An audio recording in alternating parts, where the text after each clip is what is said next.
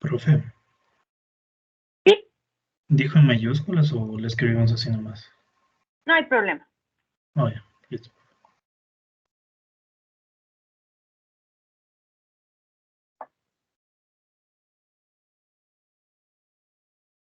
Lo que sí no se les vaya a olvidar las tildes, ¿no?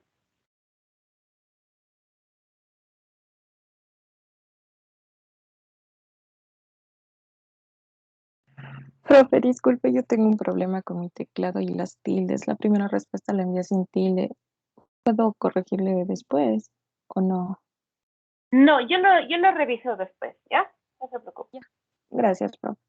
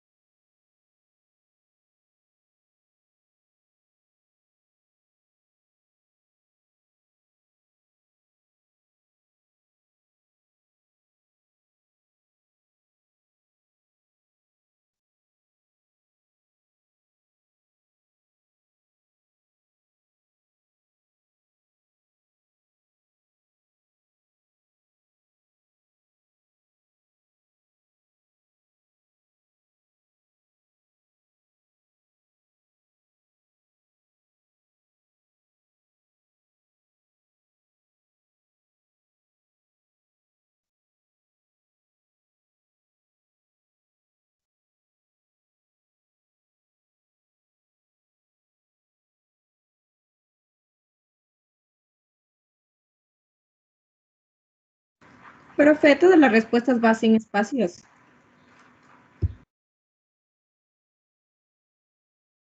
Sí la pueden poner con espacios, pero si ustedes la quieren, también está dado de alta sin espacios justamente porque estaba para crucigrama. Pero si le ponen con espacios no hay problema.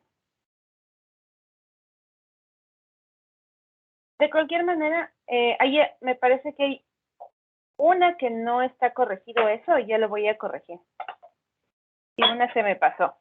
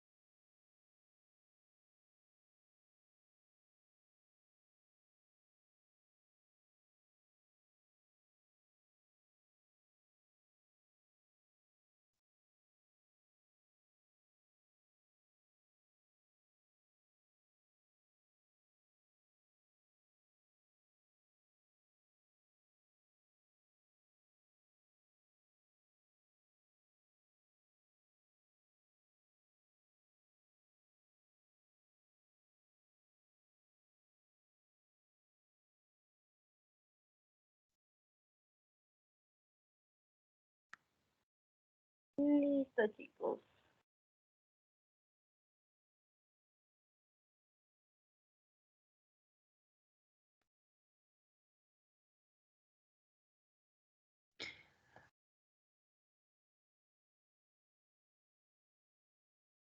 Ok, chicos. Entonces, como les digo, no voy a revisar justamente.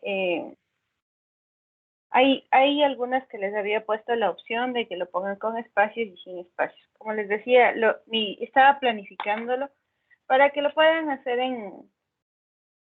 en crucigrama, pero no lo quiso jalar como es debido. Tuve varios problemas para que lo quiera manejar de esa manera. Entonces ya me tocó dejarle como un cuestionario normal, tradicional. Entonces, yo siempre reviso después porque a veces por escribir rápido ponen la tecla de aladito, entonces cosas de ese tipo, entonces trato siempre de revisar después. Lo que sí, por el número de estudiantes me voy a tardar un poquito, ¿ya? Ya, profe, ¿Alguna, gracias. Gracias, profe. alguna pregunta antes de comenzar nuestro tema de hoy? ¿Nos va a activar la revisión o no? Les activo una vez que yo también le ponga las respuestas con espacios para las que no tienen, ¿ya? Ya, profe, gracias. Ya. Entonces, ¿no hay preguntas? Sí, ahí les mando un mensajito.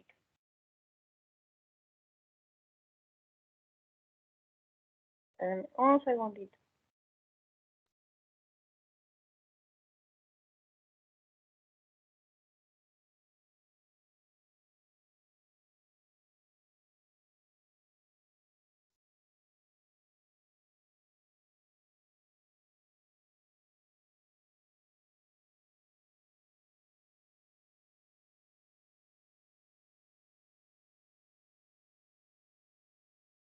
Entonces, permítanme compartirles.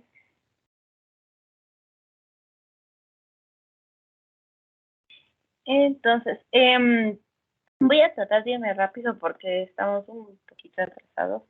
La verdad es que sí, yo me extiendo un poquito en la parte de la introducción. Entonces, nos vamos a ir un poquito rápido, ¿no? Les voy a dejar un documento de respaldo donde tenemos ciertos ejercicios para que ustedes, bueno, revisen un poquito más, ¿no?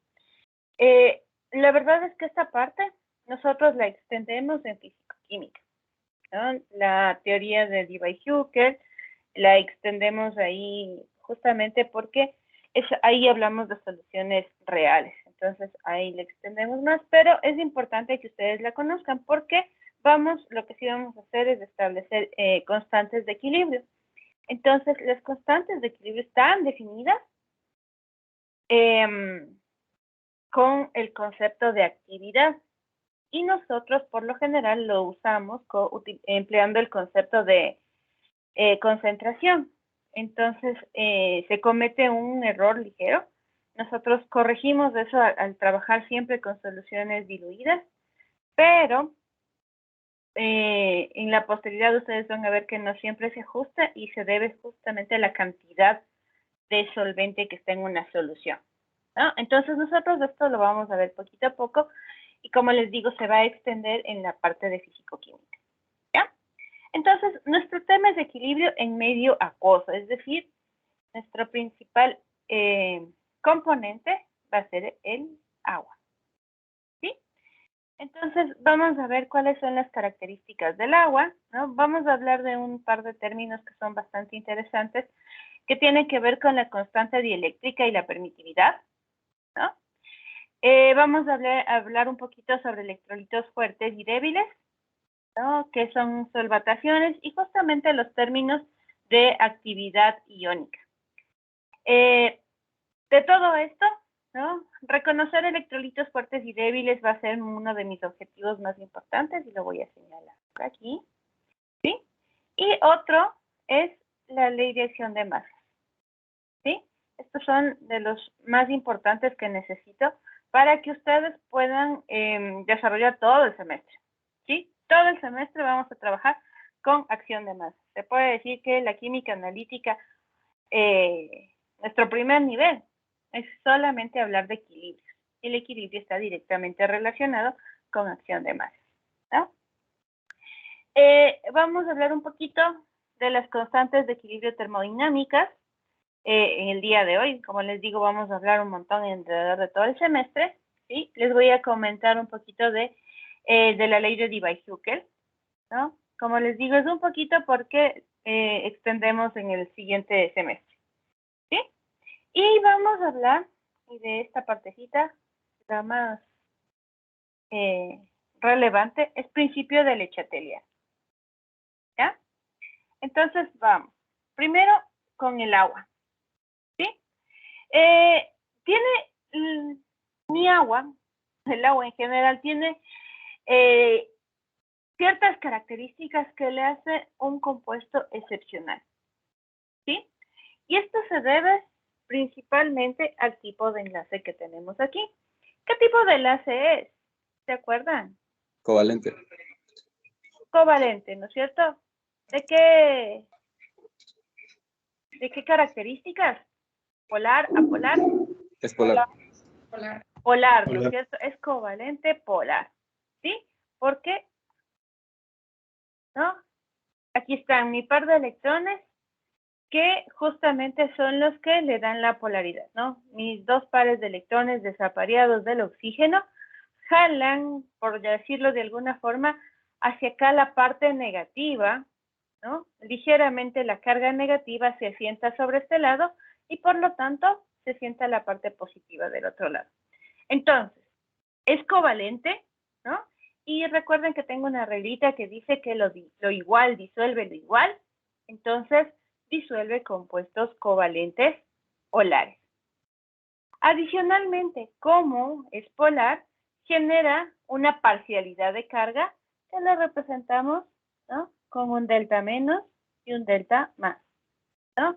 ¿Por qué con delta? Porque solamente es parcial, no se separan los iónicos, los iones, ¿no es cierto? Pero al tener una parcialidad de carga, justamente le permite al agua poder interactuar con los iones. Y entonces no solo disuelve lo igual, sino lo parecido, ¿no? Que son los compuestos iónicos. Y es por eso que nosotros lo conocemos como el solvente universal, ¿sí? Porque tiene esta característica, ¿no? Una gama muy, muy amplia de compuestos, ¿no? Adicionalmente, ustedes saben que mis moléculas de agua entre sí se unen mediante ¿qué? Puentes de hidrógeno. Fuentes de hidrógeno. Exactamente, ¿cierto? El puente de hidrógeno. El puente de hidrógeno se puede decir que es una característica de bastante exclusividad, ¿no? Son muy pocas las sustancias que, mejor dicho, los elementos que pueden formar puentes de hidrógeno, ¿no? El oxígeno, el nitrógeno, el flúor, son quienes logran formar puentes de hidrógeno, justamente porque son altamente electronegativos, ¿no es cierto? Entonces, se forma esta interacción, que como ustedes saben, dentro de las interacciones intermoleculares es una de las más fuertes, ¿sí? Entonces, tenemos esta otra característica, ¿no? Los puentes de hidrógeno. Entonces, esa es una más de las características del agua que le permite solubilizar una amplia gama de compuestos, ¿sí? Sí hay sustancias que no las va a poder solubilizar, son las que son completamente apolares, ¿sí? Covalentes, apolares, no se mezclan con agua, ¿ya? Tenemos aquí nuestro ejemplo, el aceite con agua, ¿no?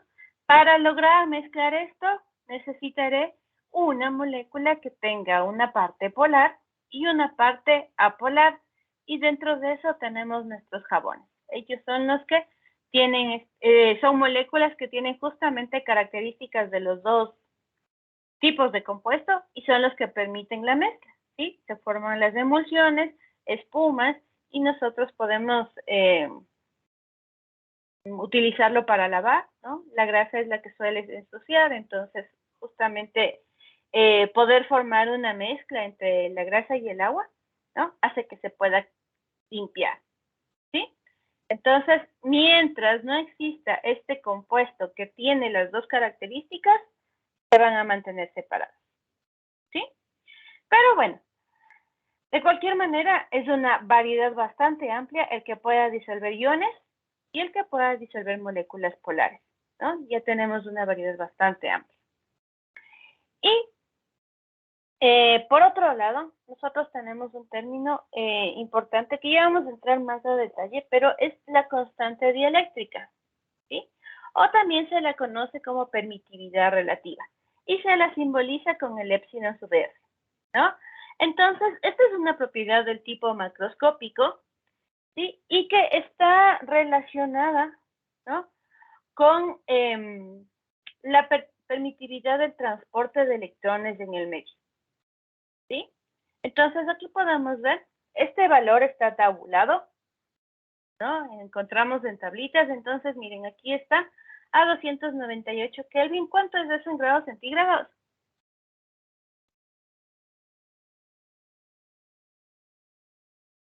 25 grados centígrados. Exacto, ¿no? Entonces está tabulado, tenemos otros valores de los que está tabulado, por lo general trabajamos con estos porque se consideran en las condiciones normales, ambientales, ¿ya? No normales, sino ambientales. Entonces, bueno, tenemos aquí el datito del agua, ¿sí? Tiene una constante dieléctrica de 78.3, del metanol de 32.6, del etanol 24, ¿sí? Del sulfuro de hidrógeno, ¿no? Del benceno. Y si ustedes se fijan, los compuestos orgánicos tienen cada vez valores menores, más bajitos. ¿Sí? ¿Qué quiere decir esto? ¿No? Que mis compuestos orgánicos transmiten la electricidad de una forma mucho más difícil, ¿sí? O se oponen a la transmisión de la electricidad. Mientras que los compuestos del tipo inorgánico tienen mejor permitividad, ¿sí? O también quienes forman puentes de hidrógeno, ¿no? El agua, el metanol, el etanol, todos ellos ya vamos viendo que va mejorando esta constante, ¿no? Entonces, ¿qué es lo que nosotros, o por qué queremos hablar de la constante dieléctrica? Justo esta constante es la que influye, ¿no? Para que se puedan disolver ciertos componentes, mejor dicho, mis sustancias que son del tipo iónica, en distintos solventes, ¿sí? Analizar, por un lado, la constante dieléctrica. Por otro lado, esta también influye en la formación de los compuestos, ¿no? Sobre todo cuando estamos hablando en medio acuoso, tenemos que tomar en consideración este valor de la constante de dieléctrica. Entonces, como les decía, ¿no? Por lo general nosotros trabajamos en concentraciones, pero cuando ya mi solución está muy concentrada, se nota mucho este impedimento o la facilidad con lo que los electrones comienzan a moverse dentro de una solución. Por eso va a ser un término importante. ¿Sí? ¿Alguna duda, chicos? Profe, ¿cuáles eran los compuestos inorgánicos? Los inorgánicos eran los que tenían la constante eléctrica menor, ¿cierto? Los inorgánicos mayor. Miren, por ejemplo, este de aquí es el único inorgánico que tenemos de aquí. Bueno, y el agua. Sí. ¿Sí? Pero si ven, el benceno es orgánico, orgánico, ¿no? Son moléculas todas estas tres de aquí, polares. Sí. El aire ya es mezcla, la mica es un polímero. ¿Sí? Los inorgánicos son los de mayor constante, ¿cierto? Dieléctrica. Ajá, exactamente, ¿sí? Los inorgánicos. Ok. Gracias. Ok. ¿Sí? Y otro término importante son los electrolitos. Ustedes han escuchado la palabra electrolito, ¿no es cierto?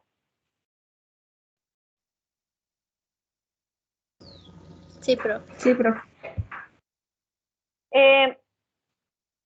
¿Dónde? Sí.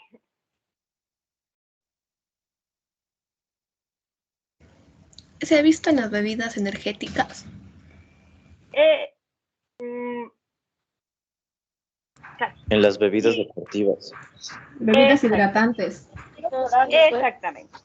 Sí, hubo un tiempo en que, verdad, o sea, no, tienen razón, o sea, se las usaba, se puede decir indistintamente, las que son del tipo energético y las que son del tipo hidratante, ¿no? Sí había bastante confusión con respecto a la una y la otra, porque prácticamente se puede decir que en el mercado nacional aparecieron de golpe las dos, ¿no? Pero sí, las bebidas para deportistas o hidratantes contienen justamente lo que uno pierde, electrolitos en el sudor, ¿sí? Las energéticas también contienen electrolitos, no les puedo decir que no, porque en realidad está en todas partes, ¿no? Principalmente el sodio. Pero estas contienen ciertas sustancias que actúan a nivel de la química cerebral, generándonos o dándonos más energía, ¿no? Entonces, sí tenemos una diferencia entre los componentes de estas dos bebidas, ¿sí? Entonces, sí, los electrolitos, los principales que nosotros conocemos justamente por las bebidas hidratantes, son sodio, potasio, cloruros, ¿sí? Por lo general, una bebida hidratante la podemos hacer con mucha facilidad, ¿no? Le mezclamos cloruro de sodio y cloruro de potasio, ¿sí? Le ponemos saborcito para que no nos sepa feo, azuquita, y listo, ¿no? Y dependiendo el sabor que le pongan, pues le ponen el color del sabor que le pusieron. Si es sabor naranja, entonces le ponen un toque de color amarillo. Si es sabor a limón, un toque de color verde y así. ¿Ya? Entonces es algo bastante sencillo, pero ¿no? Desde el punto de vista químico, los electrolitos se dividen en algo más, ¿no? Son, primera característica, van a interactuar con el agua, ¿sí? Entonces ahí yo defino o reconozco que es un electrolito. Por su nombre, ¿no? Sabemos que algo tiene que ver con corriente eléctrica, ¿no? ¿Y qué tiene que ver? Justamente que son iones, ¿no? Mis electrolitos son sustancias que del tipo iónica, ¿no? Y entonces cuando están en solución, pues van a estar como iones separados, ¿sí? Un electrolito fuerte, ¿no? Como ustedes pueden ver aquí, está totalmente separado. Las cargas positivas y negativas que constituyen mi elemento en solución están totalmente separadas. Mientras que un electrolito débil, hay unas que sí, como estos de aquí, y hay otras que no, que se mantienen juntos. ¿Sí?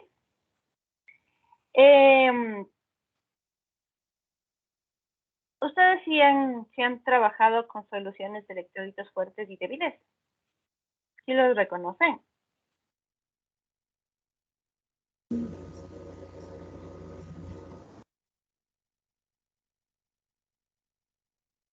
¿No? Sí.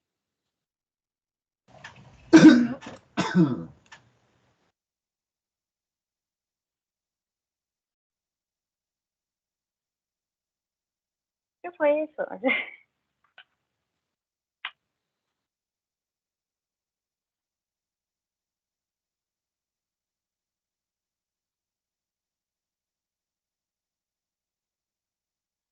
¿Reconocemos ácidos débiles y ácidos fuertes?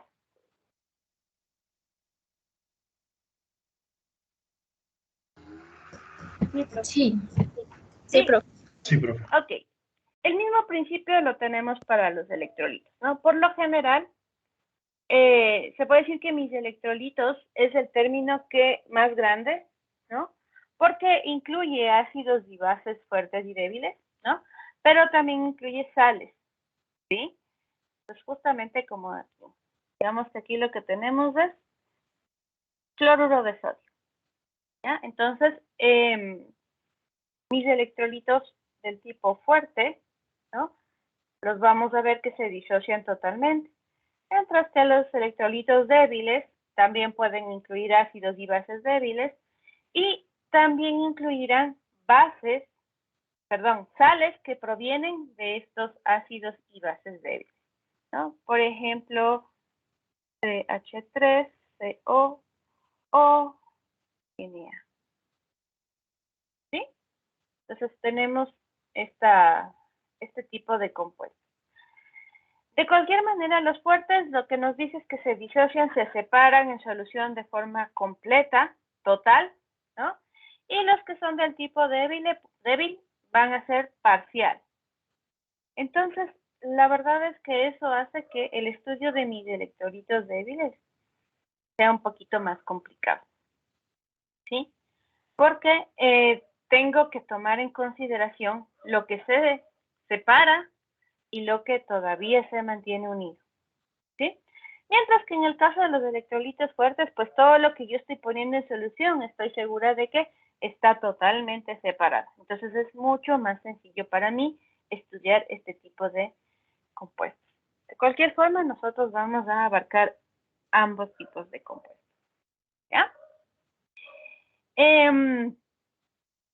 Los electrolitos a su vez se pueden clasificar de otra manera, que es como electrolitos verdaderos, ¿no? En el cual los iones están formados en estado puro, ¿no? Es decir, por ejemplo, aquí tengo el cloruro de sodio, ¿no? Y se separa en en cloruro y en sodio, ¿sí? Tal cual son sus elementos que lo forman es como se disocia. Pero tenemos también los electrolitos potenciales, en donde existe una reacción previa, ¿no?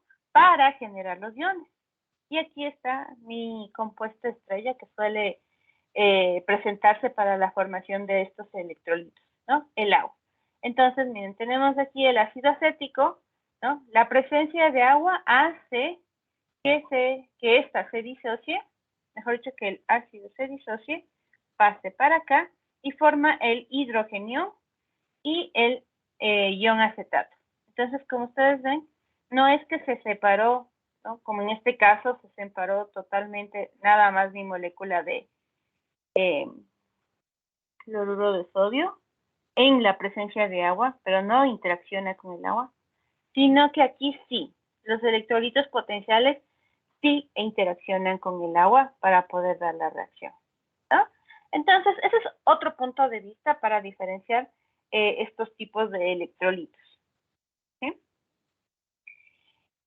Adicional, nosotros sabemos o necesitamos tomar en cuenta algunos de estos datitos, ¿no? Para hablar de equilibrio químico en el medio acuoso, ¿no? Temperatura, presión, el tiempo de reacción, la concentración que va a estar directamente relacionada con la actividad de cada uno de los iones presentes, ¿no? La composición química, en algunos casos las fases que están presentes, es decir, si están en fase sólida, líquida o gaseosa, ¿no?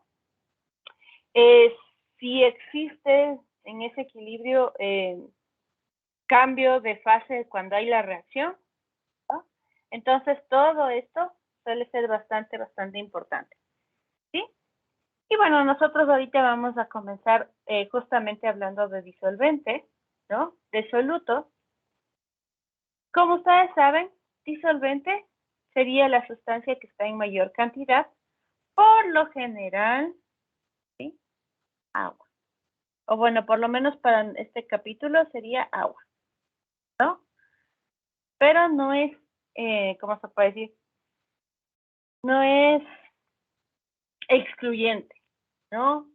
Por ejemplo, en estos días que nosotros siempre andamos a cargar nuestra botellita de alcohol, ahí tenemos una mezcla, ¿no? Homogénea, ¿no? Líquida, ¿sí? Pero ahí, ¿cuál es el disolvente? Tomando en cuenta esto. El agua. El agua. En el ejemplo del alcohol. Sí, yo diría eso. El alcohol. El alcohol. A ver, salgan corriendo y vean la etiqueta que dice.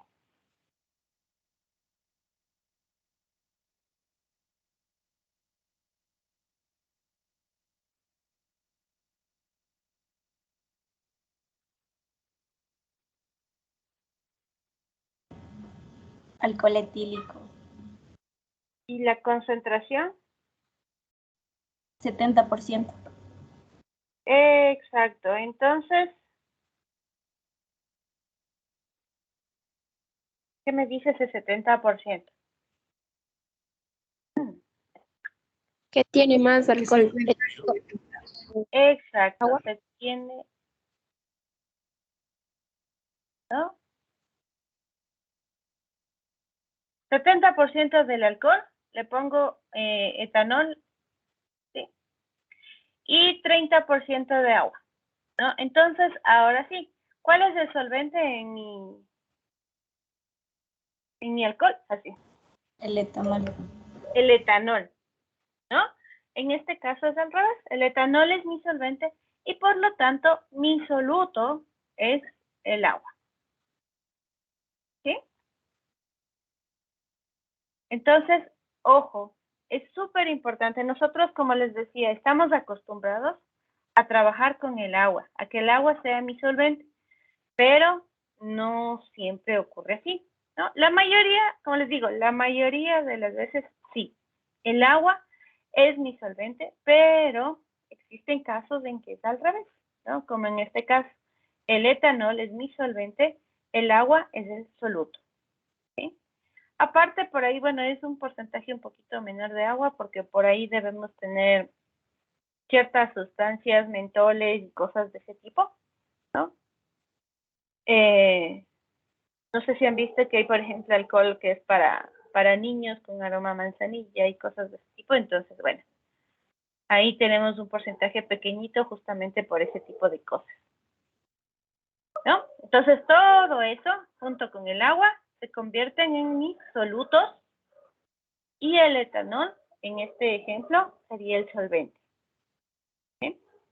El solvente es único, ¿no? Cuando nosotros hablamos de una solución, tenemos un solo solvente, ¿sí? O en otros casos disolvente, depende, muchas veces los libros, ¿no?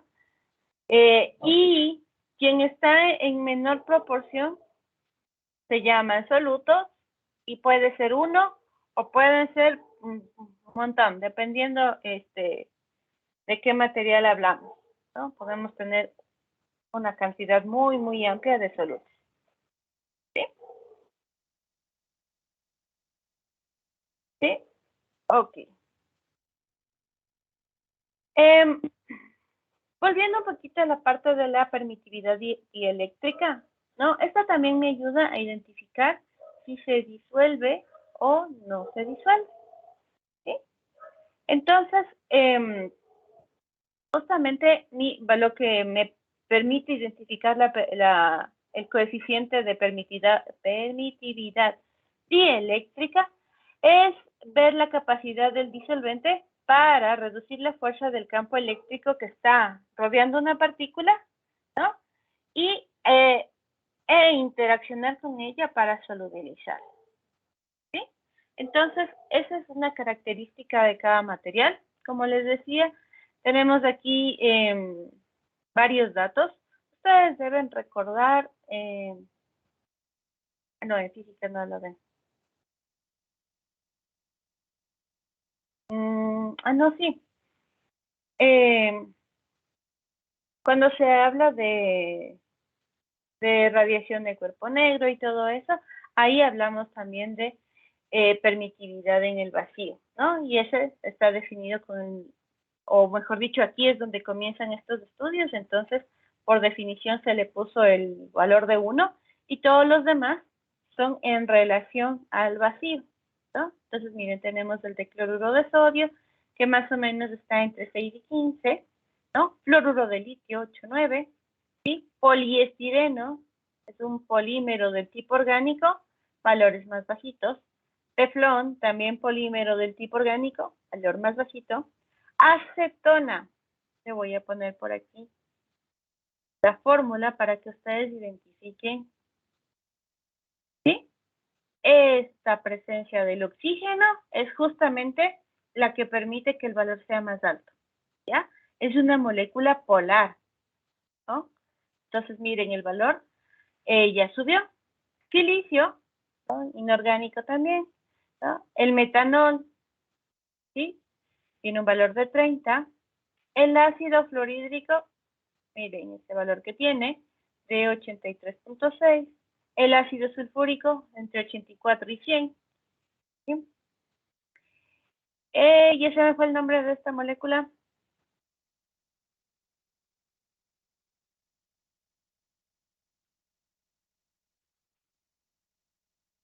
Me parece que es la piraldehito, algo así. Bueno, es una molécula del tipo orgánico, pero, ¿no? Como tiene esto de par de oxígenos aquí, ¿no? Justamente les da características polares, entonces tiene un valor alto, ¿sí?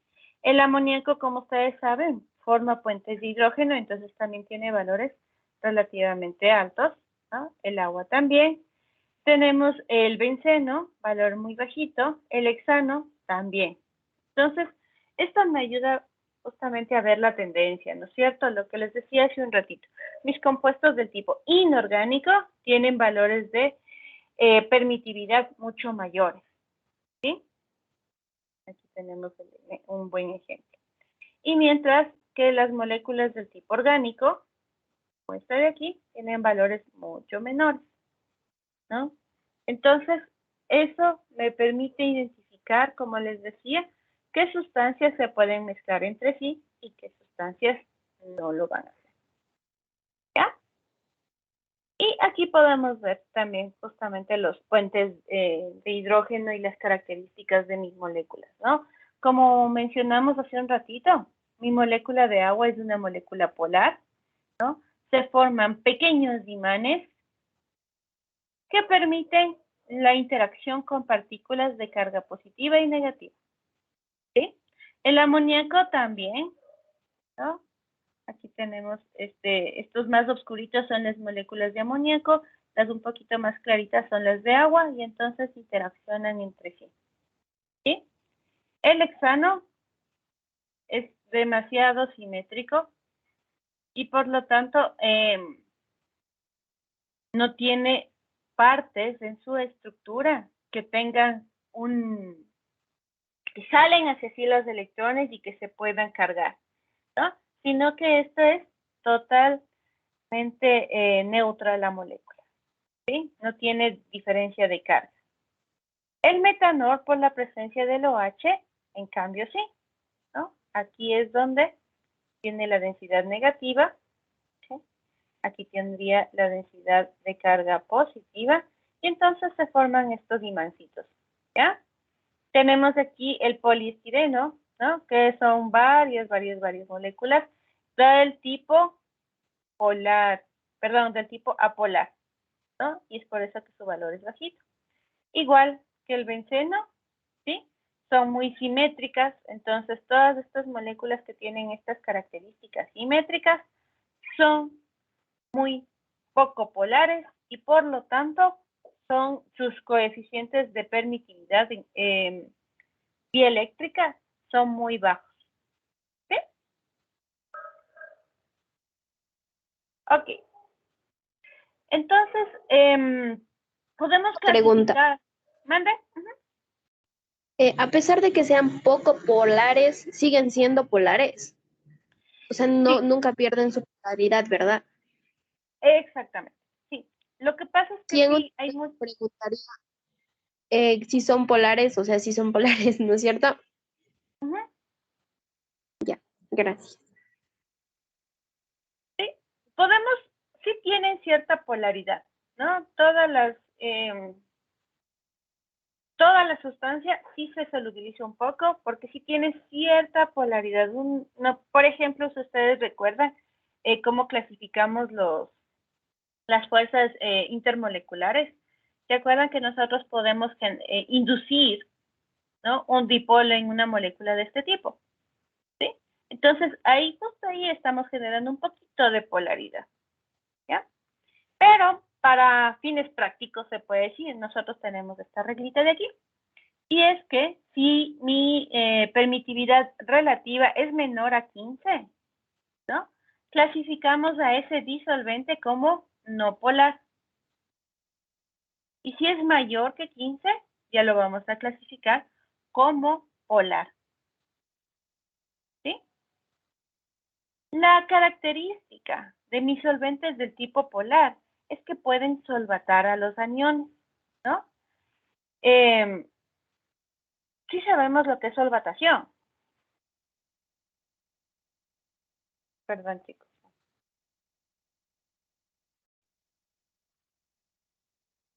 ¿Sí? ¿No? No, profe, ¿nos puede explicar, por favor? Oh, con todo gusto, ¿sí? Ustedes, yo asumo que ustedes saben algunas cosas, ¿ya? Entonces, si no lo saben, no hay problema, ustedes me avisan y aquí nos ponemos a hablar de ello. Entonces, vamos a tener el mejor ejemplo que siempre trabajamos, que es la solvatación del cloruro de sodio, ¿no? Cuando el sodio, permítame, yo tengo una grafiquita que nos va a ayudar mejor. Permítame un segundito. Antes de que yo haga mis garabatos, tengo una grafiquita por aquí que es más clara.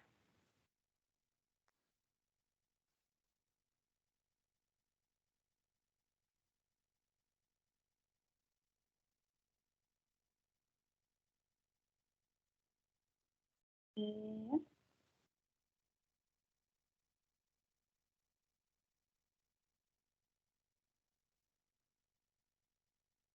a ver, permítanme un segundito.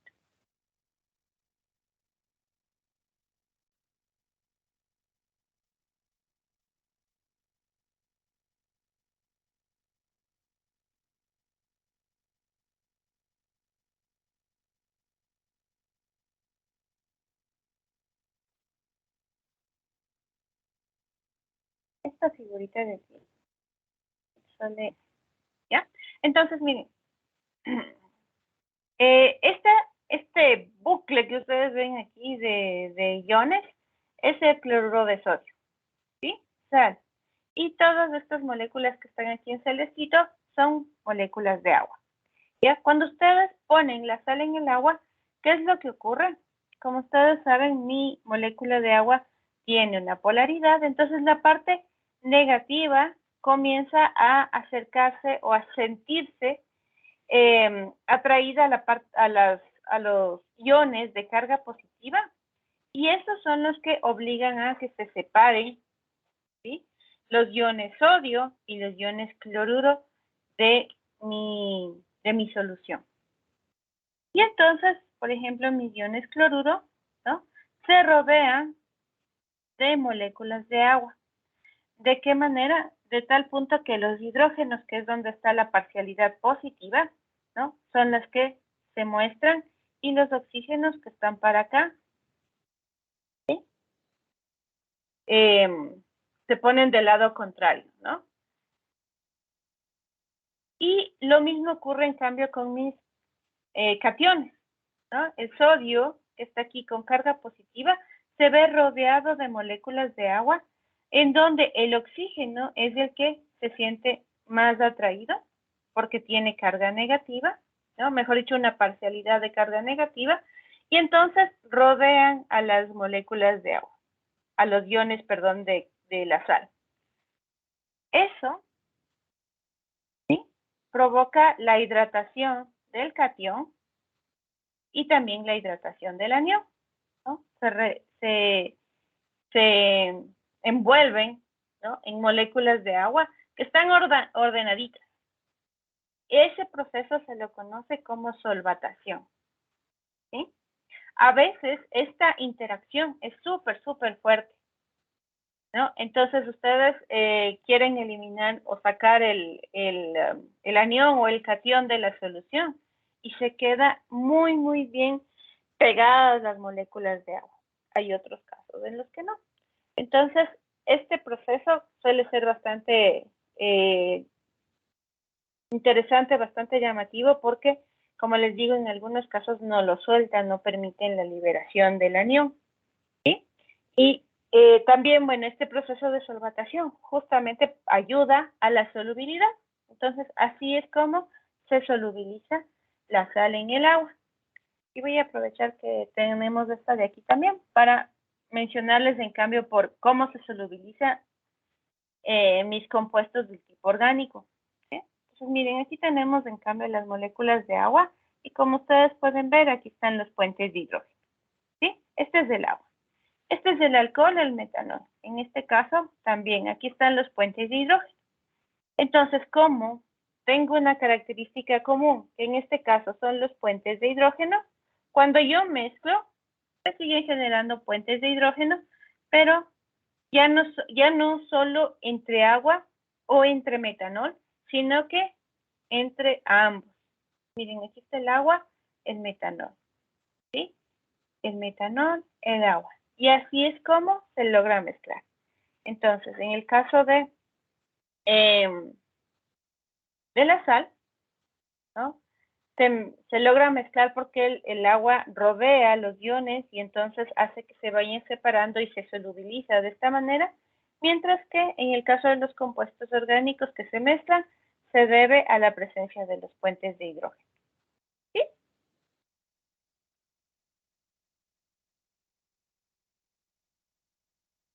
Entonces, me regreso a nuestras diapositivas.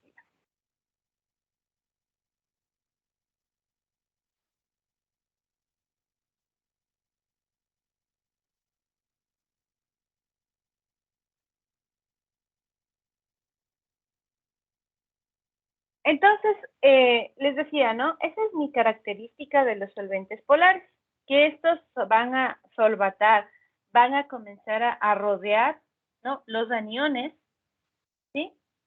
En algunos casos también van a ayudar a formación de puentes de hidrógeno, ¿no? Como en el caso del metanol, ahí principalmente son puentes de hidrógeno, y de esta manera, ¿no?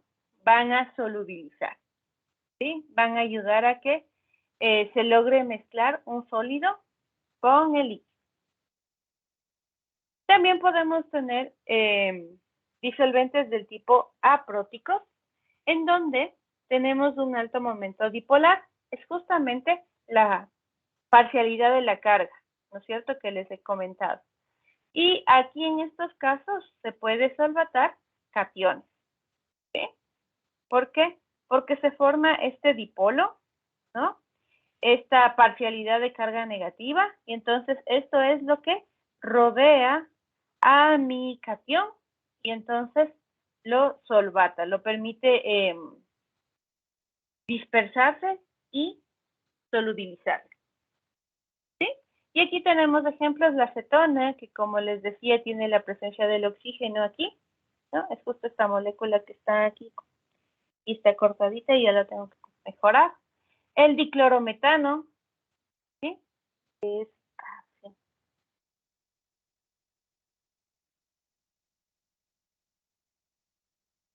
¿No? Entonces, la parcialidad de carga está hacia acá, la negativa, y hacia acá la positiva.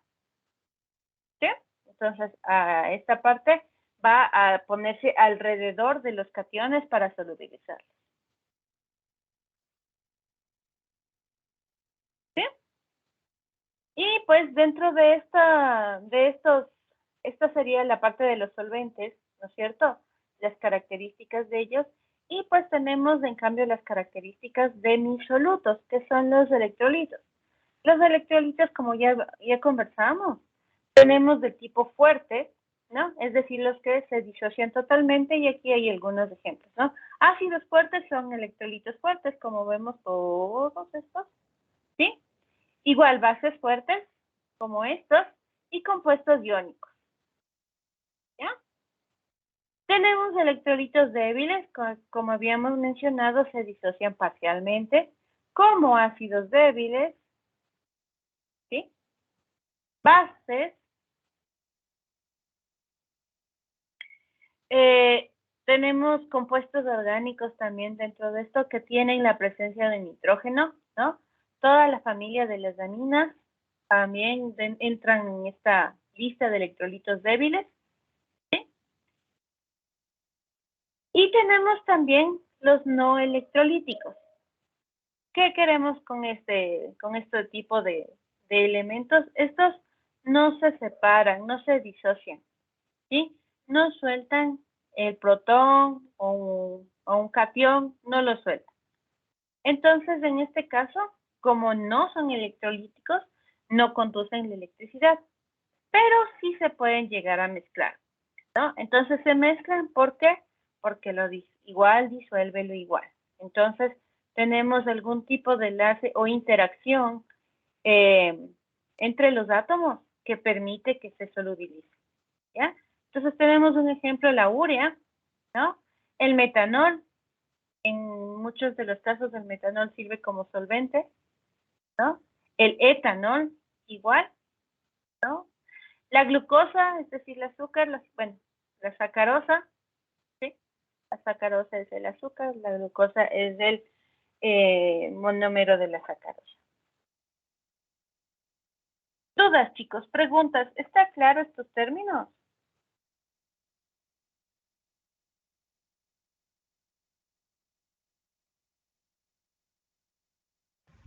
Profe, Sí, yo tengo profe. una pregunta. Ujú. A lo que se refiere a que conducen electricidad, entonces electrolito fuerte y débil, como con esos ejemplos que muestran, entonces sí conducen ellos. Sí, exactamente. Pero vamos a hacer una práctica con respecto a eso. ¿Sí? Sí. Entonces, los electrolitos fuertes, nosotros vamos a ver cómo si le creamos una pequeña pilita y ponemos un LED, ¿no? Vamos a ver que el LED se enciende y va a generar toda, o bueno, va a tener una intensidad de luz mucho mayor que si creamos una pilita también con un electrolito débil. Entonces vamos a ver que con el débil también se enciende el LED, pero va a ser con una intensidad menor, ¿no? Porque solamente es una partecita la que está transmitiendo, ¿no? La otra no se separa, entonces no puede transmitir, ¿sí? Vamos a ver que creamos soluciones con la misma concentración de electrolitos fuertes y electrolitos débiles, y también vamos a hacer con no electrolitos, vamos a ver las diferencias entre los tres, ¿sí? Y justamente se va a reflejar en la intensidad lumínica de mi LED. Listo, profe, gracias. ¿Sí? ¿Alguna otra?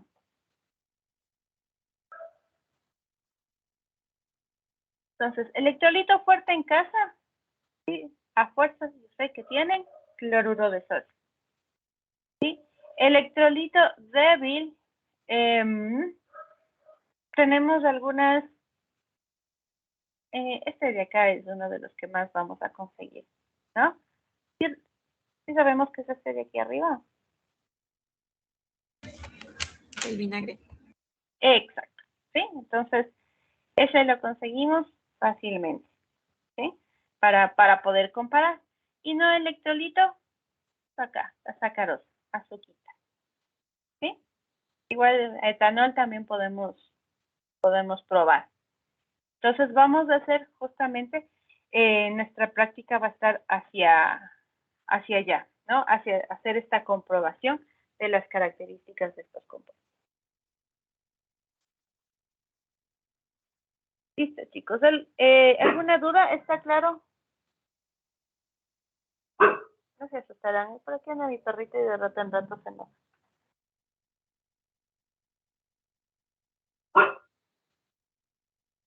Ok. Entonces, les decía, ¿no? Permítanme un segundo.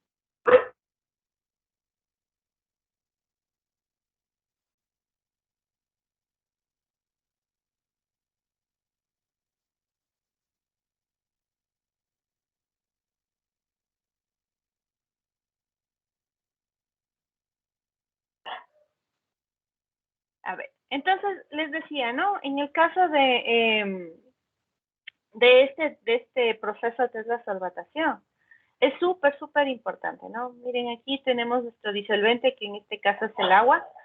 Como les decía, este va a ser prácticamente nuestro disolvente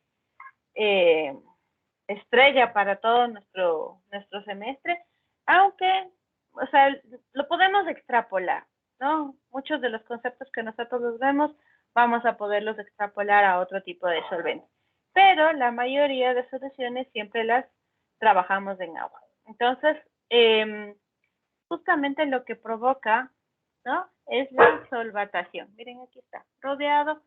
No sabemos exactamente de cuántos átomos puede rodearse, ¿no? Dependiendo las características de mi anión o de mi cation, pero sí, lo que hace es esto, ¿no? Solvatar, rodear los iones y de esta manera los separa.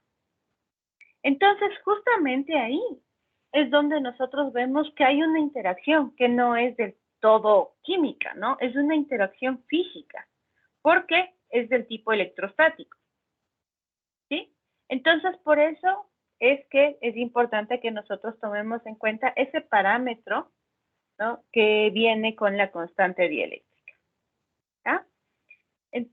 Como les decía, cuando nosotros tenemos soluciones muy diluidas, pues esta interacción no es tan evidente.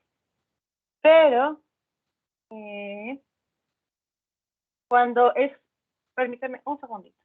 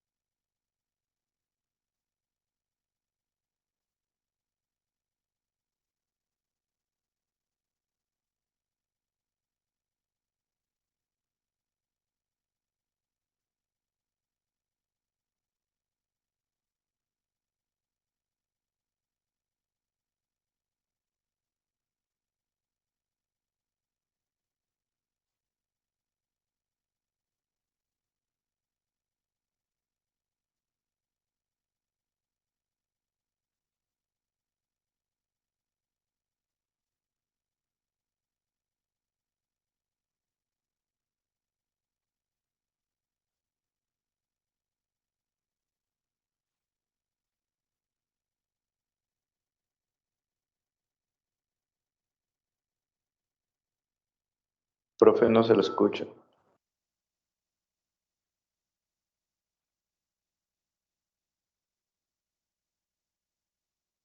Sigue un momento, ya viene.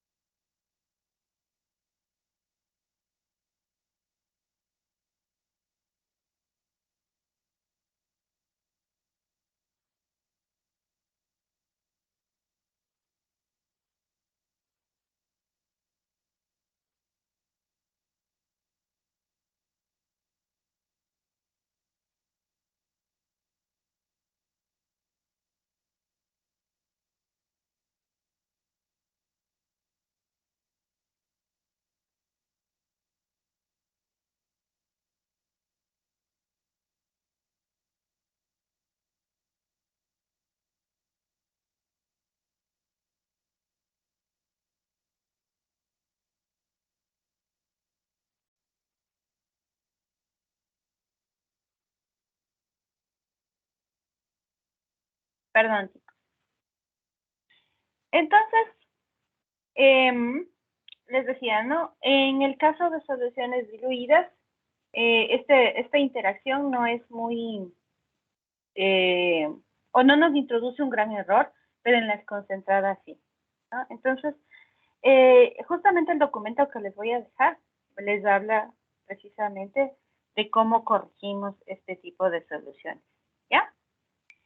Entonces, estas soluciones que son concentradas se las cataloga con el término de disoluciones reales, ¿no? Entonces, ahí sí tomamos en cuenta justamente estas interacciones electrostáticas, ¿no? Ahí vamos a tomar, mejor dicho, hacer el cálculo dependiendo de la carga que tiene cada uno de mis iones que están presentes en la solución y la concentración que está ahí presente. Entonces, es muy importante cuando nosotros, como les digo, tenemos concentraciones altas. Para nuestros primeros, nuestra primera acercamiento a las constantes, mejor dicho, a la formación, a establecer, mejor dicho, mi ley de acción de masas, ahí vamos a tomar en cuenta soluciones del tipo ideal, ¿sí? Como ustedes saben, cuando hablamos de idealidad, estamos hablando de la forma o del acercamiento más sencillo que nosotros podemos llegar a tener, ¿sí? Entonces, en este caso, para poder tener soluciones del tipo ideales, tienen que ser diluidas, ¿sí? Entonces, ahí tenemos algunas consideraciones que hacer. La entalpía, ¿no? Que es la energía que se genera al mezclar en este caso, es muy, muy bajita cuando tenemos soluciones del tipo ideal. Entonces, ahí no es muy evidente la interacción por la carga. Entonces, nosotros podemos obviar eso, ¿sí? Pero en el caso de las reales, no. ¿Ya? Otro parámetro que también es importante es el efecto del radio atómico, ¿sí? Entonces, las moléculas, mejor dicho, los iones que tienen mayor radio, también ejercen una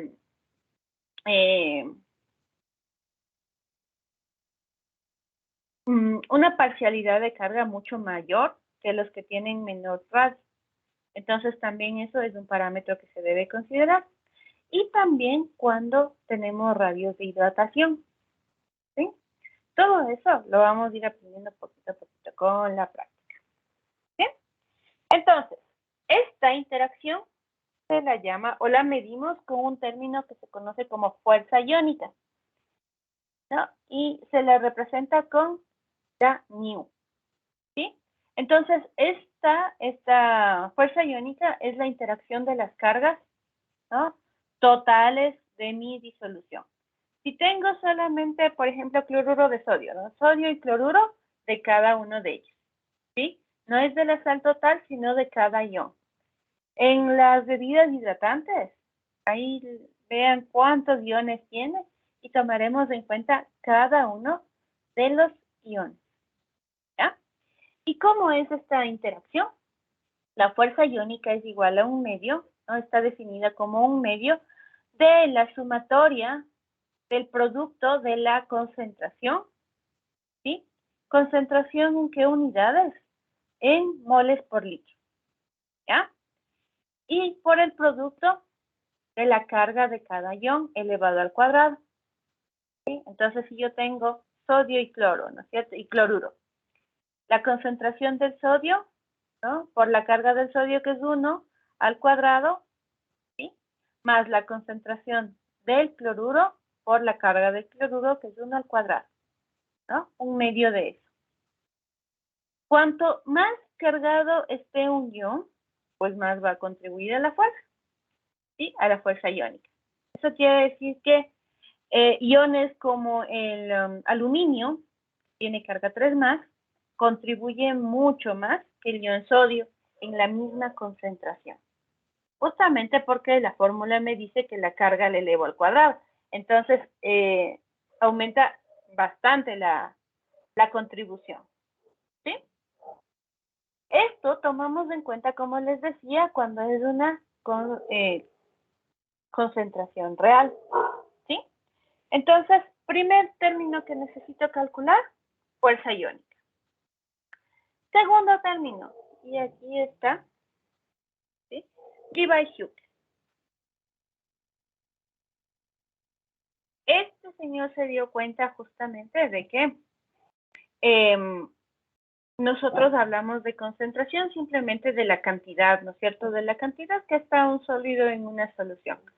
Pero, ¿no? Ya él ya identificó que también existía esta interacción entre la carga, ¿no? Que está ahí presente y que eso modifica las características del tipo de solución que se puede formar. Entonces, este señor introduce un término adicional que es el coeficiente de actividad. Y aquí no se ve bien, pero es un gamma, ¿no? Y el coeficiente de actividad está dado por esta ecuación. El logaritmo del coeficiente de actividad de un ion cualquiera, un ion X, es igual a menos 0.51 por Z. Recuerden que Z es la carga del ion al cuadrado, ¿sí? Por la raíz de la fuerza iónica, dividido para 1 más 3.3 por A. A es el radio de mi ion hidratado y está dado en nanómetros, ¿sí? Este dato está tabulado, ¿sí? En algunos libros van a ver como A, en otros como alfa, ¿no? Entonces, ¿qué es lo que me dice? Es el radio del ion hidratado. Como les decía, el radio influye, ¿sí? Entonces, está tomado en cuenta en la ecuación, ¿no? De mi ion X y multiplicado por la raíz de la fuerza iónica, ¿sí? Entonces, nosotros por lo general simplemente hablamos de concentraciones, como les decía, pero en realidad nosotros tenemos que tomar en cuenta estos términos para hablar de el término más adecuado, que es actividad, ¿sí? La actividad de una especie es justamente cómo interacciona esto, por eso se llama así, actividad. Y está dada por la concentración de mi especie multiplicado por el coeficiente de actividad, ¿no? Entonces, esta es la fórmula más sencillita de todas las que tenemos, ¿no? Y aquí tenemos cómo calcular el coeficiente de actividad, ¿sí? Y para el coeficiente de actividad necesitamos datos de fuerza iónica, así los calculamos, ¿no? Por lo general, mis datos, como les decía, ¿no? El radio hidratado, sí, ese es el único que necesitamos aparte, están tabulados. Entonces, esa es una ventaja, ¿no? Tenemos que tomar en cuenta la unidad, porque pues en algunos casos está dado en metros, entonces nosotros transformamos a nanómetros, para poder utilizar en nuestra expresión. ¿Sí? Sí sabemos despejar logaritmos, ¿verdad? Sí, profe. Ya, chévere. Sí, porque contándoles historias tristes, tenía un grupo que no sabía despejar logaritmos y no sabía de dónde aparecían los 10 elevado a algo. Y para mí es difícil hacerles entender algo que me parece que ya debía estar bien asentado, entonces por eso les pregunto para no confundirlos. Entonces, todos sabemos calcular diferentes unidades de concentración, ¿verdad?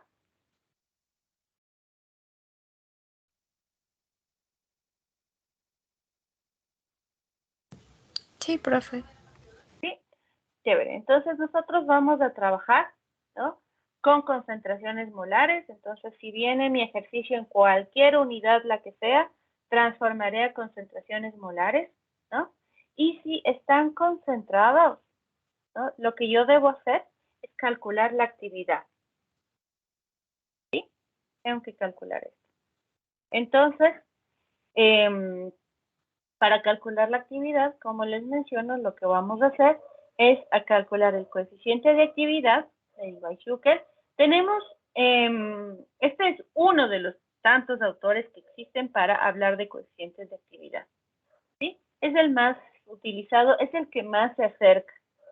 También tenemos el de Davis, tenemos varios, pero como les digo, Debye-Schuker es el que se acerca mejor, ¿no? Entonces, necesito el coeficiente de actividad y para determinar el coeficiente de actividad necesito la fuerza iónica.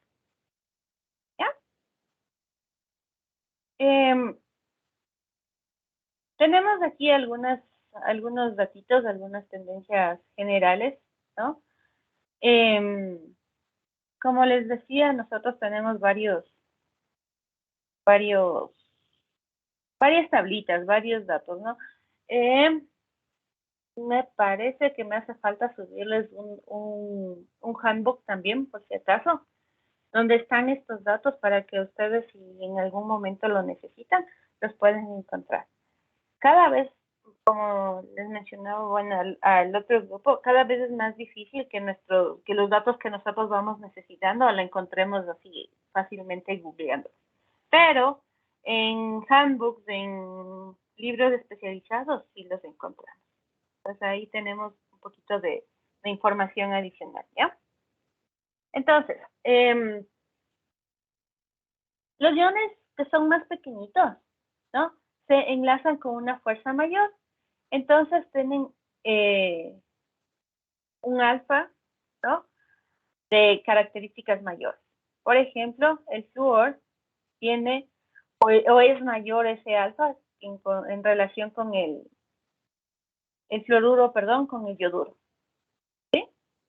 Otra tendencia general es que a medida que aumenta la fuerza iónica, suele disminuir, ¿no? El coeficiente de actividad. Y este coeficiente de actividad llega a tender a 1. ¿Sí? Cuando la fuerza iónica tiende a 0. ¿No? Entonces, más o menos nos estamos manejando en ese intervalo, ¿sí? De 0 a 1. El aumento de la carga, ¿no? De cada ion que está presente hace que el coeficiente de actividad se vaya alejando de 1. ¿No? Entonces, como les decía, ¿no? La tendencia a un coeficiente de 1 hace que mi sistema sea más parecido al ideal. Entonces, cuando Z es mayor, pues se va alejando de la idealidad. ¿Ya? Cuando más pequeño es el radio del ion hidratado, va a ser menor la influencia sobre la actividad. Como les decía, ¿no? Por ejemplo, el magnesio, que tiene un radio mucho más grande, entonces influye más, ¿no? En la actividad. Para moléculas neutras, ¿no? Mi coeficiente de actividad de Debye-Schuker tiende a 1. ¿Sí? Y esto es independientemente de la fuerza iónica de la solución. Aunque también la fuerza iónica tiende a cero. ¿Por qué? Porque no tenemos carga. Entonces recuerden que está directamente relacionada a la carga de cada ion. ¿Ya?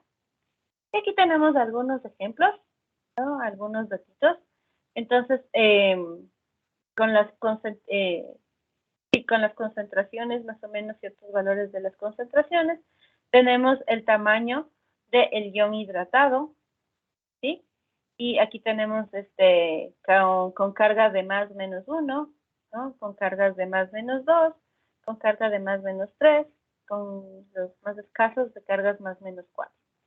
Entonces podemos ver, aquí está en este caso, ojo, ¿no? El tamaño del ion está en picómetros, ¿sí? ¿A cuánto vale un picómetro? ¿Se acuerdan?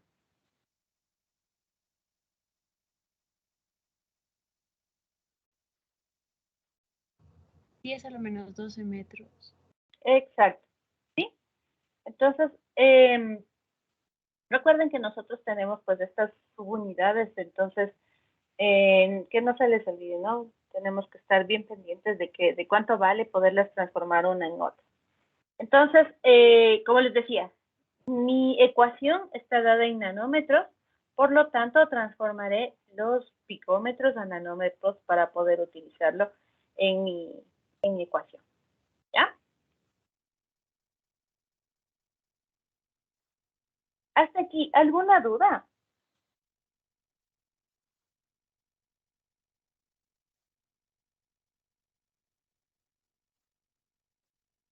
No, profe. No, profe. Entonces, tenemos la ley de acción de masas, ¿sí? La ley de acción de masas, como les decía, esta va a ser la ley que nos va a regir durante todo el semestre y la que nos va a permitir hacer un montón de interpretaciones y conocer un montón de cosas. Entonces, ojo aquí. Tenemos la ley de acción de masas, es justamente la que me permite establecer la relación en una reacción química, ¿no? La relación entre los productos y los reactivos, ¿no? Entonces, por lo general, nosotros cuando comenzamos a estudiar reacciones químicas, nos dicen que A más B me da C, ¿sí? Y ya, se acabó. Pero la realidad es que mis reacciones no son del todo completas. Todo A y todo B no se convierte en C, sino que es una parte, casi siempre me queda sobrando algo, ¿sí? Entonces, ese sobrante está definido o está determinado por algo que yo le llamo una constante, porque es propia de cada reacción, ¿no? Y entonces nosotros lo que hacemos es establecer esta ley que se llama ley de acción de masas. ¿Por qué se llama ley de acción de masas? Como ustedes pueden ver, está directamente relacionado con las concentraciones. Mi ley de acción de masas para soluciones concentradas debe estar dada en el término de actividad, ¿sí? No en el de concentración. Pero como les decía, nosotros primero estudiamos soluciones del tipo ideal, diluidas, ¿sí? Y no es la gran cosa, no es mucho el problema. En lugar de la concentración le ponemos actividad, tomando en cuenta que la calculamos como vimos en las diapositivas anteriores. Y listo. Pero bueno, vamos a irnos de la parte más sencilla. Entonces, tengo un compuesto A, ¿no? A moléculas de mi compuesto A, que van a reaccionar con B moléculas de mi compuesto B, para darme C moléculas de mi compuesto C, más aquí está el revés, D moléculas de mi compuesto D, que lo tengo que corregir. ¿Sí? Entonces, como les decía, no todo A y B se convierte en C y D, sino que existe un sobrante que yo suelo tener. Y esto hace que mi reacción esté de ida y de regreso. ¿Sí? Me acabo de dar cuenta que no es similar. Entonces les decía, ¿no? Mi reacción está de ida y de regreso. Entonces, ¿qué es lo particular de que esté de ida y de regreso? Es que llega un momento en que las dos velocidades, ¿sí? La velocidad, la voy a poner por aquí. La velocidad de la reacción directa es igual a la velocidad de la reacción inversa, ¿sí? Velocidad de la reacción directa es igual a la velocidad de la reacción inversa. Cuando alcanzamos que la velocidad en que A y B se convierten en C y D se iguala a la reacción de C y D que regresen a ser A y D, hablamos de...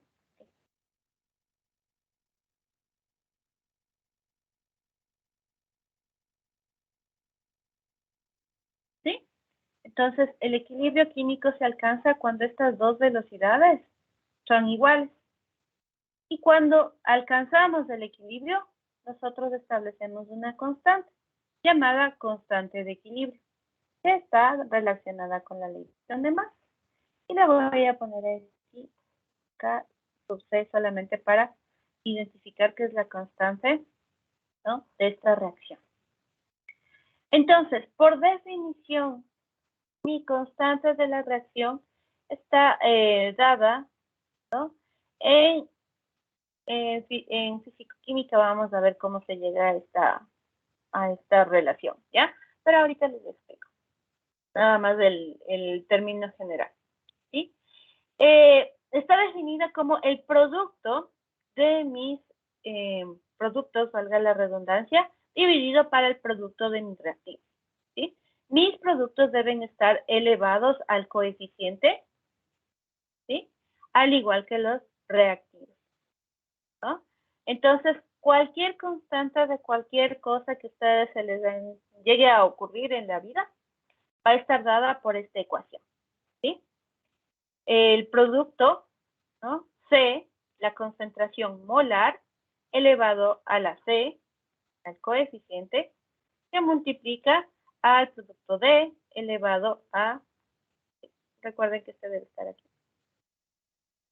¿no?, elevado a su coeficiente D, dividido todo para la concentración de A elevado a, que multiplica la concentración de B elevado a B, ¿no? Entonces, esta, como les decía, es mi ley de acción de masas. Esta constante me va a ayudar a identificar cualquier reacción que yo pueda tener de disociación, de oxidorreducción, de reacciones de formación. Cualquier reacción está respaldada por esta constante, ¿sí? Por una constante que lo va a definir. ¿Ya? Y entonces, en términos generales, mi constante está definida de esta manera. ¿Sí? ¿Preguntas, chicos? ¿Dudas?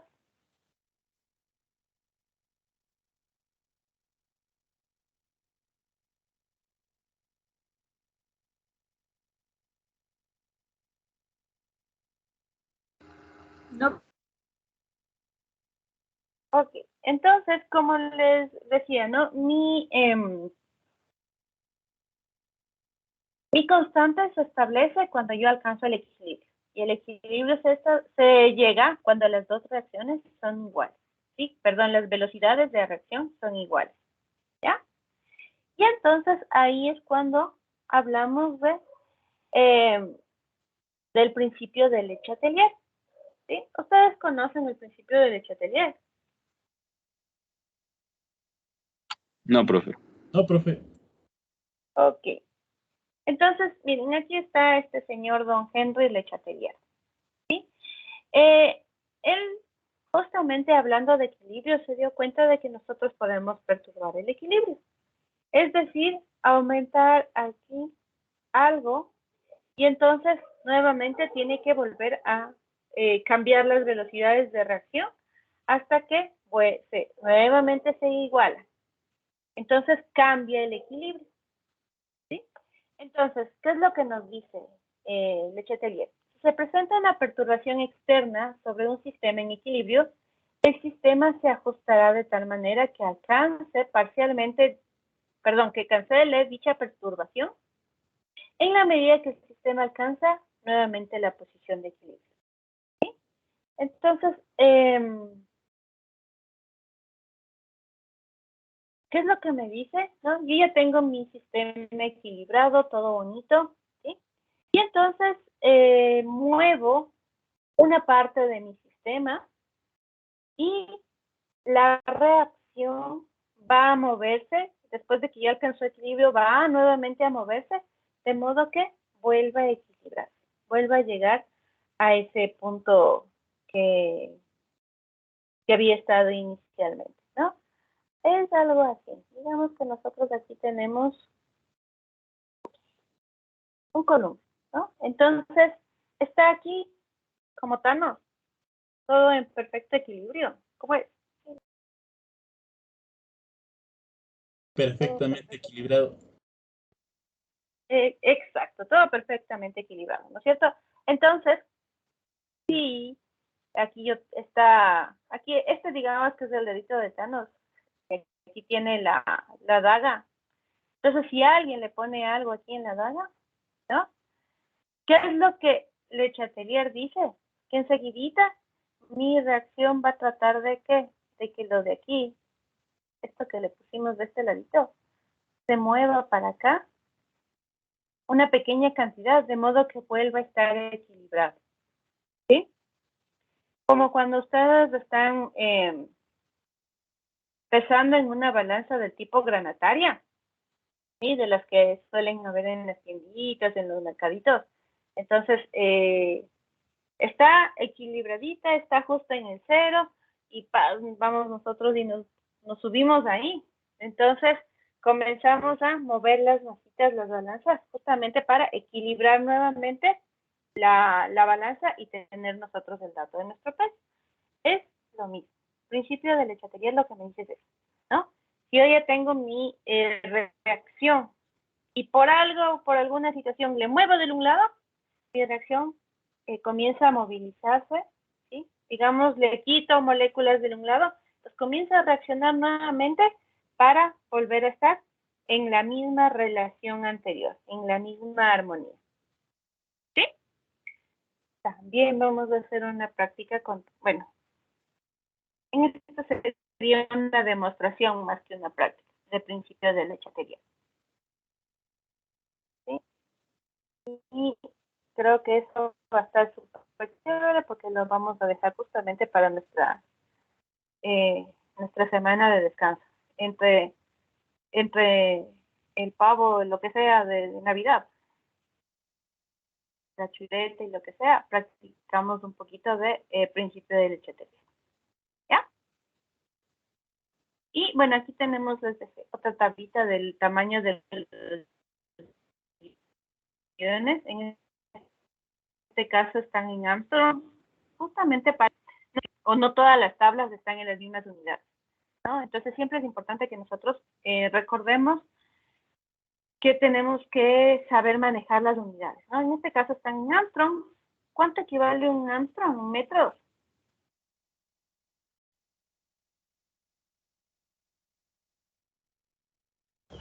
1 por 10 a la -10. Exacto, ¿sí? 1 por 10 a la -10. Entonces, tenemos aquí en estos datitos y recuerden que para mi ecuación yo lo voy a utilizar en nanómetros.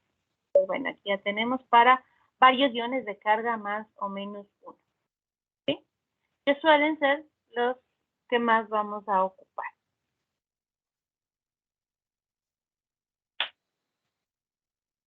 Aquí tenemos para iones de carga más menos 2. ¿Sí? También tenemos estos datitos, muchos compuestos del tipo orgánico, ¿sí? Para cargas más menos 3. Creo que la voy a sacar la otra que está muy amontonados y les dejo esta que está un poquito menos para guardarle en el aula virtual. ¿Ya? Y aquí tenemos un ejercicio, pero ya no nos queda tiempo, entonces este lo vamos a trabajar la próxima semana. Preguntas, chicos, dudas.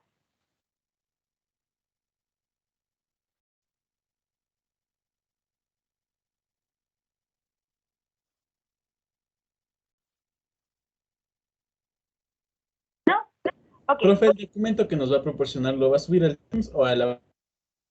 al aula. Sí, al aula virtual los voy a subir. Con todo les voy a dejar un mensajito que ya está subido, ¿ya? Ya, profe, gracias. Ya, profe, gracias. Gracias, profe. Ok, chicos. Entonces, ¿tenemos alguna pregunta, alguna duda? Profe, buenas tardes. Una pregunta. No sé si nos va a subir las diapositivas que nos ha presentado de las clases al aula virtual. Sí, les estaba diciendo que les iba a crear y... Sí, les voy a dejar un enlace justo en la primera hojita donde está la parte de la introducción. Ahí les voy a dejar un enlace. Sí, ya está creado el enlace, pero está como oculto. Y ese enlace va a ir a una carpetita mía en donde ahí voy a dejar todas las diapositivas y todo esto, ¿sí? Esta de aquí que les presenté hoy todavía la voy a corregir porque como les tenía 2 tablas, pero me parece que están mejor la tabla que está más extendida, entonces le voy a quitar la otra. Sí, pero ya les subo en este fin de semana, ya les subo todito. Ya, profe, gracias. Gracias, profe. Listo, chicos. ¿Alguna pregunta, alguna duda? ¿Alguien tuvo problemas con la evaluación?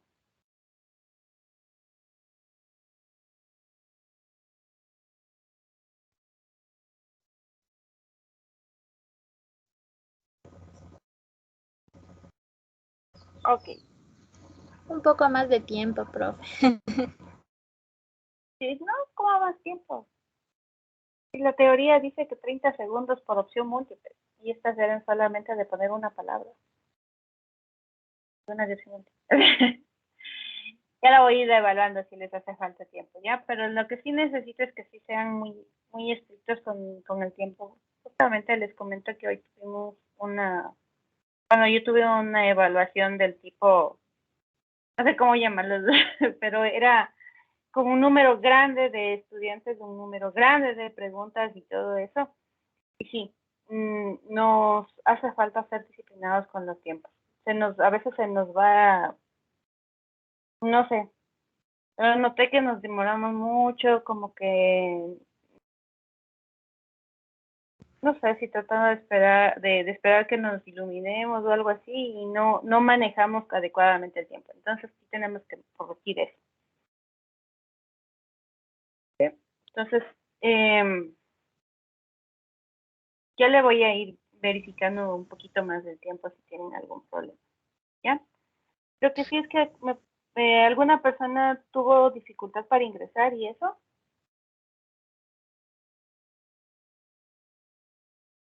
Ya, de antemano les voy a decir, si tienen algún problema cuando, les va mal y todo eso, tenemos la opción de hacer recuperación, de hacer otro tipo de actividades, pero todo eso antes de las semanas en las que comenzamos a hacer evaluaciones finales, ¿sí? Entonces, de favor les digo, ya esas semanas ya es muy complicado. Entonces, ustedes saben todo el tiempo cómo les va y espero que si tienen algún inconveniente me avisen con tiempo y no sea para esas fechas, porque ahí sí es súper complicado, ¿no? Entonces, por favor, tomen en consideración eso, ¿ya?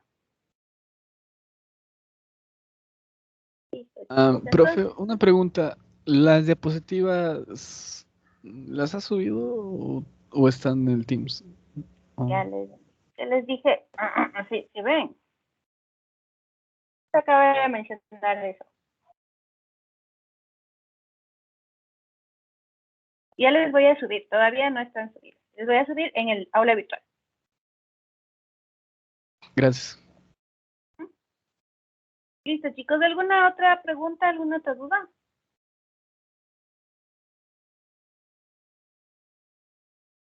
Ok, chicos. Entonces, que tengan, que pasen bien, cuídense mucho. Nos vemos la próxima semana, ¿ya?